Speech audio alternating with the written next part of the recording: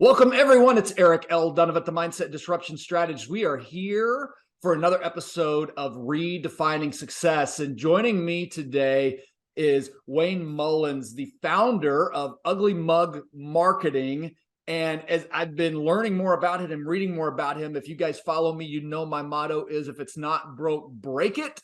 And I believe that Wayne is cut from the same cloth. So I am looking forward to our interview today. So Wayne, thank you so much for being here today. Thank you, Eric. I'm excited for this and looking forward to breaking some things. Absolutely. Absolutely. Hey, Wayne, before we start breaking anything, why don't you tell me and your audience just a little bit about yourself outside of Ugly Mug? Because we'll get to talk about that while we're together today. Yeah, absolutely. So I am a husband. My wife and I have been married for just over 20 years now. We have 4 amazing kids, which I don't know what parent would not say their kids are amazing, but 4 amazing kids. Our oldest is 16, and then we have 13, and then we have 11, and then we have a 9, 3 boys and a girl. The 3 youngest have gotten into Brazilian jiu-jitsu. So we are actually quite busy bringing them around to various trainings and actually going to some tournaments. Wow. Wow. I do have to ask, just because this relates to me, where is your daughter in the birth mix? She's the baby. She's the baby. Woo. So my youngest is a daughter too. I've got 2 boys and a girl. She's well protected. Let's just say that. She's well protected, and she can also take care of herself pretty well because she has to keep up with her brothers and keep them in line. That's right. That's right. Hey, wait, what right now, when you look at your life right now, what are you most passionate about today? Eric, I would say this may be a cop-out answer, but it's the same answer I typically give, which is I am very passionate about being an incrementalist. Okay. So what I mean by that is I'm a huge believer in getting better, a little bit better each and every day.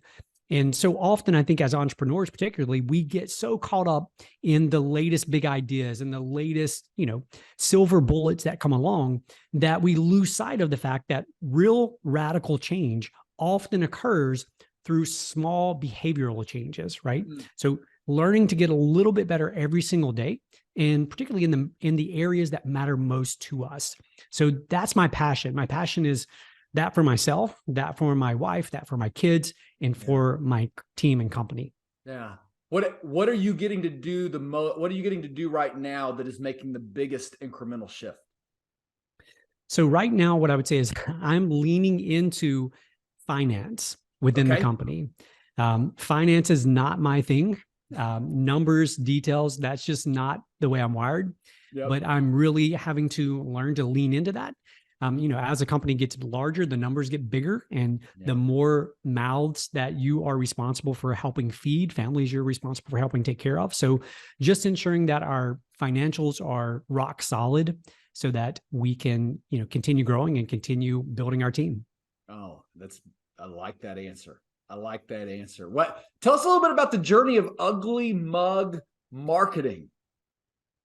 It's been a long journey, Eric. We are just over 14 years in business. Okay. And I wish I had this story where I could come on and say, from day one, everything was just sunshine and rainbows, but that's not the reality. The first probably 6 years of the business were extremely trying, extremely difficult. And the number one reason, Eric, would probably be ego. You see, before Ugly Mug Marketing, I had built and grown another company. It was a lawn and landscape company.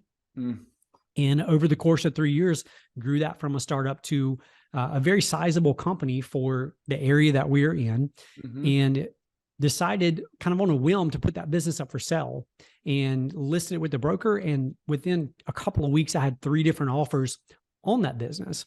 Wow. And so I was 26 years old at the time. And based on that success of growing that company, and then based on the fact that I actually had people competing over buying the company, that really played into my ego in not such a great way. Yeah. So going into this business, my assumption was I was going to conquer the world, and this was going to be easy to do. So as those 6 years are kind of going along, what were some of the greatest obstacles that you faced and overcame to get your ego in check? Yeah, number one is I think the understanding that just because you did something previously that was successful or made you a success, that based on the industry, based on the business, based on the environment, in other words, the business environment that we live in, that those elements that created success for that other company may not parlay over to this new company. Another part of it was that what fueled the success of my first business, the lawn and landscape company, was marketing. And it was as a result of the marketing that people started coming to me and asking me, how are you growing? How are you scaling your business? And so I started doing consulting on the side, marketing consulting. And so that led me into this idea that people wanted to know and to do what I was doing, which was true to some degree. But what I realized when I started this business full time was that people are so used to doing the same things, right? So in the marketing world, they're so used to doing whatever they've done in the past that they're unwilling to push outside those boundaries and outside those boxes. And so for me, I was spending so much time trying to persuade and convince people basically that I was right and they were wrong, which, as you can imagine, was a very difficult road to go down. Yeah. What we started out talking about, my motto is, if it's not broke, break it. When you think about how you've kind of set up Ugly Mug Marketing, I just kind of was looking at some of the things. What do you see? Or maybe here's a better question. I imagine that as you kind of run this business, you've seen things that need to be broken. If you're looking at kind of in the marketing space and things like that, what are the biggest things that you're breaking or you see need to be broken in that space, especially in people's mentality as they're coming and saying that's something that they need? Sure. What I would say, number one, is that as entrepreneurs, so business owners, entrepreneurs, that they have to understand that marketing is a huge role within their business. So if they can't afford someone to oversee marketing on their own, in their company, they have to take responsibility for that. And what I see so often is that entrepreneurs relegate that responsibility to the ad reps that come to them. So whether that's television, radio, whether it's the internet services that are calling them, they know that marketing is important. And so when the reps come in, they know they need to be doing, so they often say, yes, we'll give that a try. And then the rep says, well, what do you want to run? What do you want the spot to be about? What do you want the radio to be about? And they're like, I don't know, put something together and bring it back to me. And so then what happens is they come back and they're so busy, they don't have time to really think through the marketing. So I think number one is this whole concept of, we have to understand that A, marketing is important, which most entrepreneurs agree with, but B, we have to take ownership of that, or make sure we have someone dedicated on our team who is owning the responsibility for the results of that marketing. Is it simply just not wanting to do it? Wait, I guess maybe here's a better question. What do you find gets the leader of the business or the owner of the business, that entrepreneur, right, over the hump of where they need to be versus, I could see myself even coming in and go, well, no, I'm hiring you guys to take care of that, right? Or I'm hiring this group to take care of that. And I've seen this in my own business, but I think there's kind of a mindset shift where you almost have to educate the business owner to get them there. What do you find in that? Yeah, 100%. You're spot on with that, Eric. What I would say is that in the marketing world, one thing that is definitely broken, big picture wise, within our own industry, is the dependence on what we would call vanity metrics. So impressions and reach and frequency, all of those things are important. All of those things play a role, but those metrics in and of themselves are meaningless. Right? Which would you rather have? Would you rather have 1 million visitors to your website, Eric, who have no interest in what you do? Or would you rather have 10 who are qualified to actually work with you? Yeah. So all day. Yeah. But in the business world, we are so enamored often by these big metrics, by the reach and the frequency and engagement and all these things. And again, I'm not discounting the importance, because when you have a strategic marketing system in place, those things matter because they lead to something else. But at the end of the day, marketing is about, if you're a for-profit business, it is about putting more money in the bank. Yeah. Marketing should not be a cost. It should be an investment. Absolutely. Yeah. What is, I'm stopping because I got a couple directions I want to go with this, but maybe I'm going to kind of continue down this line. So what is Ugly Mug Marketing? Where would you say kind of is your key differentiator? Because you're talking about this conceptually, but as people come in to work with you, what would you say that, like, what's kind of their aha that they find different that just makes it so refreshing and exciting to work with you guys? Sure. There's two answers to that. The first one is the word results. And I know that's so cliche, but we are so committed to getting results for our clients that what we tell them is we say, give us 2 months. That is all we want. Give us 2 months. And within 2 months, if you are not confident that we are going to deliver the results that you are after, let's shake hands and walk away and be friends, and we'll go on and you'll go on. Yes. So we don't want to hold people to contracts just because we've made them sign a contract. We want to get results because at the end of the day, it's about relationships and it's about creating evangelists for our organizations. And so if we force people to stay in relationships that they hate, there's no way they're going to ever go tell other people good things about us. So results would be the number one thing that I think we have to use to differentiate ourselves in the crowded, complicated marketplace. Yeah. Yeah. Hey, I want to talk, I'm fascinated by the journey, and especially as you kind of talk about this ego thing. I want to come back, like, as a leader of an organization, and you said the number one thing standing in your way was ego. At least my experience is there's some pretty big places I've been punched in the face that have taken my ego down a couple of notches. I'd imagine you experienced that. Would you be willing to share with us maybe a story or two of kind of what happened that kind of helped you reset the ego so you could be a better leader of who you are today? Absolutely. So I remember for years in the early days of this business that I would get a client and it would be for a marketing system or a marketing campaign. And we'd go in and do all this work and pour our hearts and souls into the work. At that time, it was mostly me. I did have some other team members, but mostly me. And then we would deliver it. And then, to be honest with you, Eric, I was terrified of actually finding out the true results of that campaign. You see, I had poured myself so much into the work that was there that I couldn't bear the thought of it actually not delivering the results that I was after. And so in hindsight, that's such a stupid mistake, right? It's like, if you're not getting honest feedback from your clientele, you have no way of improving. You're always going to be stuck and set in your ways without getting that honest feedback. And I believe that for me, particularly as an entrepreneur, that we tend to love our baby, right? Our business so much that we don't want other people to say our baby's ugly. And it makes sense.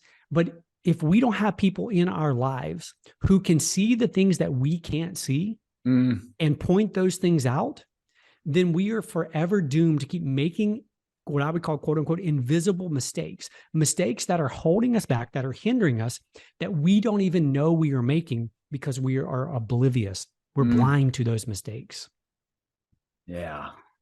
That's so valuable when you can kind of find the mistake and see what it is. And when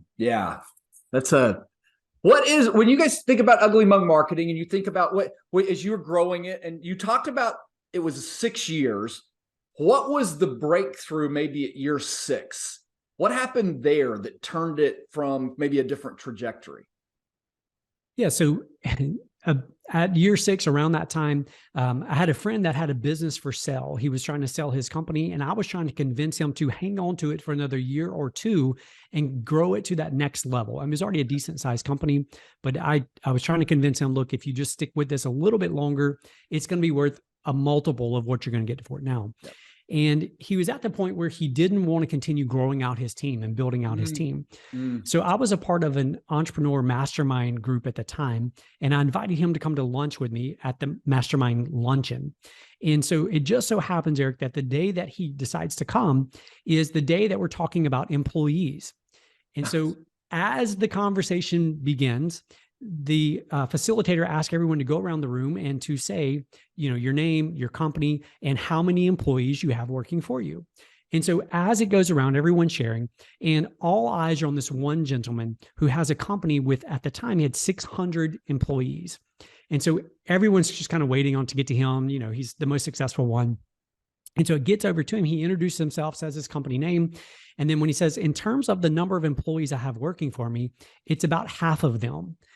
And so everybody busts into laughter, and, it's this whole thing. But sadly, Eric, for the next hour and a half, it was just this complete circle of people complaining about their teams and how their teams didn't ever want to work and how it was constant headaches and constant drama. And so my idea to bring him here to help bolster this idea of growing his company to the next level, when we left that meeting, he calls me a little bit later and says, look, I've decided it's not worth the headache, not worth the frustration. Yeah. But it was in that moment for me that I had this epiphany. I don't know what it was about that, but I just said to myself, I said, look, there are other companies out there who have amazing teams, who are scaling, who are growing. And the entrepreneur is not stressed out. They're not worried all the time. They're not up all night wondering if things are getting done or not getting done. I want to build that type of company. That is what I want. And so that led me down the next, 7, 8 years of this journey that I've been on. And so that experience from what I hear you say, that took you kind of like on this leadership journey of really kind of figure out how to create the culture. Yep. Spot on. That's exactly right. So what were some of the greatest lessons or kind of breakthroughs from a culture standpoint? Again, this is redefining success. So let's go to the kind of that 6-year point. Let's take you forward from there. Did you find some things along the way that you thought were going to work culture wise and they were the wrong thing? And then I'd love the other side of the coin. Is there anything from a culture standpoint that worked really, really well, but took you by surprise how well it worked? Yeah. The number one thing that stands out in terms of that moment and that pivot was shortly after that, I read this quote by Michael Gerber. So E-Myth Revisited. And the quote was basically something along the lines of that your business is a reflection of yourself. If your thinking is not strategic, your business will not be strategic. And the quote goes on and kind of spells out all these things about how our businesses as entrepreneurs are reflections of who we are. And so for me, that's when I had to look myself in the mirror. And what I come to realize is that the most difficult person, Eric, that I'm going to ever have to lead is the person who looks back at me in the mirror in the mornings. And until I'm willing to lead that person well, I'm never going to be able to lead a team well. So for me, that was like the beginning pivot. It's like, okay, I'm going to lead myself well. I'm going to lead by example. I'm going to ensure that whatever the business is reflecting back is what I want it to look like. Yeah. And so from a culture perspective, I think there's two things that so many entrepreneurs get in trouble with. And for me, the first 6 years, this was it. So on the one hand, we have alignment, right? So we have to have our team aligned around the mission, the vision, the values, the things that we're aiming towards with our business or with our organization. On the other side of that is autonomy. And that is giving people the freedom to use their gifts, their abilities to execute based on where we're trying to go. Sure. And what I see so many entrepreneurs, and this was certainly true for me, what I see happen is we give autonomy to our team, they run with it, and then we complain that they didn't do it correctly. They did something wrong. They did, there's all this list of things. And so then what we say is, well, I can't trust them to go execute on this thing. Yeah. So then we vacillate all the way back to the other side, which is micromanagement, right? So then we start saying, well, I'm just going to give them tasks and I'm going to check every single task. And so then we drive ourselves crazy micromanaging. And so I've had to learn over the years that you have to learn to balance alignment with autonomy. Because if you have just a highly aligned team with no autonomy, you have robots, right? You have people who are just doing exactly what you say to do and nothing more. Yeah. But if you have all autonomy with no alignment, you're going to have chaos. And so for years, I was vacillating between those two things. I was giving complete freedom or a lot of freedom, and then I was complaining that they're not doing it right, that all these things. And so then I would take back over control. And then on the other side, Eric, I'm complaining that I'm having to micromanage everything, right? Right. Wayne, these are powerful, powerful lessons. I would like, you talked in the beginning, talking about like every single day is about incremental growth, right? Every single day is about incremental change. Is there anything regarding culture or what is you're kind of on the second path of growth?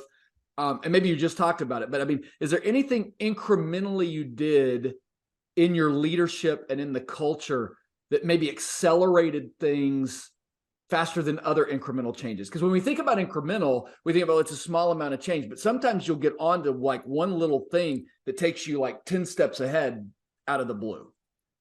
Yep, absolutely. So the thing for me personally was this belief that I had around people. You see, for those first 6 years, it was this vacillation back and forth. And so I had adopted this belief that I am not good at managing and leading people. And I had so many mentors and so many counselors during those first 6 years who still today laugh at the fact that I used to complain all the time about not being a good leader and not being a good manager. And so until I acknowledged that that belief was becoming a self-fulfilling prophecy within my business, I couldn't make the change. So for me personally, an incremental change was observing that belief. And when that belief showed up, challenging that belief. So today, one of the things that I tell myself constantly is that I love doing one-on-ones with my team. I love the team meetings that we do every single week because I am a good leader. I am a good manager. And so that whole pivot for me made a huge difference. But I don't know if you want to dive into the other specific that deals more with the team and the culture. That's kind of the internal side of that. We'll do that. I mean, why not? Yeah, absolutely. Go ahead, please. So what I've discovered, for us is that there are 3 elements when it comes to actually having a team that is what I would call highly accountable and high performance. Okay. Now, the 3 elements I would say is number 1, the relationship. So your team has to believe that you have their best interest at heart. And that's not just at work. That is their entire well-being. Yeah. They have to genuinely believe that. And in order for them to genuinely believe that, it has to be true, right? You have to convey that, not with just your words, but your actions and everything about your being to them. So number 1 is the relationship, which is about you have their best interest at heart. Number 2 is discomfort. We have to lead and push our teams into discomfort. We have to push them outside of their comfort zones. We have to push them for those incremental changes that they wouldn't necessarily take on their own. Yeah. Now, here's the thing. When we go to the gym, if I were to say, Eric, when do we build our muscles? Most people are going to answer, well, when we go to the gym. The reality is when we're in the gym, we're actually not building muscle. We're not growing muscle. We're tearing muscle down. We're breaking the muscle fibers. The growth actually occurs during comfort, during recovery. So the third element with our team is we have to know when to let up. We have to know when to give them space to recover, to learn the lessons that they just witnessed as a result of going through that discomfort. So those 3 ingredients, relationship, the comfort, and the discomfort, those 3 things have, in terms of catapulting and taking us 10 steps forward, balancing those 3 things, because in the center of that is where I believe scale can take place for our business. Wow. That was powerful. Say that again. The 3 are, if I got this right, relationship, comfort, and discomfort. That's it. Yep. Wow. So is that kind of become, this is one of the things I find, like we, as entrepreneurs, we start doing business, we start doing anything, but like our greatest weakness becomes our superpower. Is that kind of what you're finding for you? Like, I mean, the ego and everything else is becoming your superpower, and kind of this, as you're getting older and having more experience in running the business. Yeah, it can definitely be that way. And that's why for me, 2 things. Number 1, keeping ego in check, which for me, the best way to do that is to have people in my life who have the permission and the authority to question and challenge me. There's this beautiful grid, this matrix called the Johari, Johari, maybe, I may be spelling that wrong, Johari window. And it basically shows that the things that are unknown to us, but known to others, are the things that will hold us back over and over again. So having coaches, having mentors, having advisors is so important, regardless of the stage of your business. Yeah. Being coachable.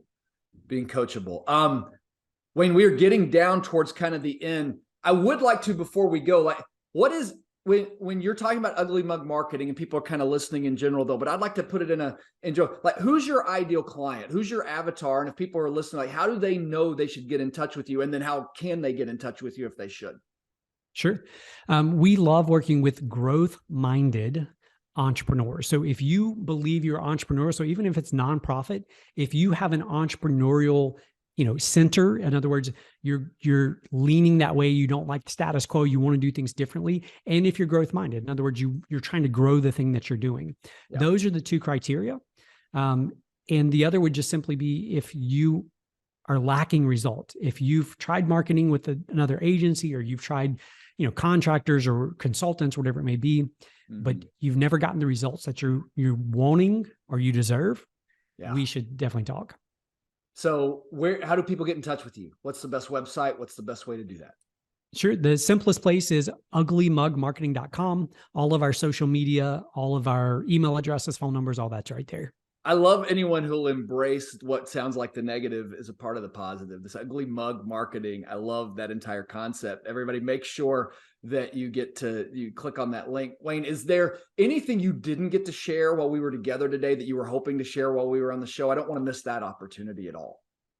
I would just say that, for both myself, as an individual, as a husband, as a father, and personally, as well as in my business, that consistency creates miracles. And I think so often that people who are wired towards success are wired towards the entrepreneurial side of things, that we tend to be very visionary and we love the next big idea. We love jumping to the next big thing. And if we're not careful, though, that strength that enables us to see the big picture, see things other people can't see, like you were saying earlier, becomes a weakness for us because we don't stick with the things that matter the most. And so in my personal life, my family life, and in my business life, consistency has always created miracles for me. Well, Wayne, we've reached the end of the show, but I'm going to be so fascinated by your answer because I love the way that you think and in your priorities. So in 3 generations, what do you hope your great grandchildren remember about you? Yeah, I'm gonna tie it back to the very first thing I talked about, was being an incrementalist. I just believe that is such a powerful principle for everyone in a highly distracted world, which who knows what the world will look like in 3 generations, but sure. I would imagine it's probably going to be just as distracting as the world is today, if not more. That being focused on getting a little bit better in each area of our lives, especially the areas that matter to us, that are centered around our values and our purpose, that has the power to transform our lives and transform our legacy and our future generations. Oh, that's amen. Amen. Wayne, thank you so much for being on the show. Thank you so much, Eric. I've enjoyed our chat. Thank you. Yeah, absolutely. Everyone, make sure, go look up Ugly Mug Marketing and what they're doing. Get in touch with Wayne, especially if you're growth minded. Probably the marketing and the way you're doing it needs to be broken, and you need to have a conversation. So thank you, everyone, for being with us today. Have a fantastic day. God bless you.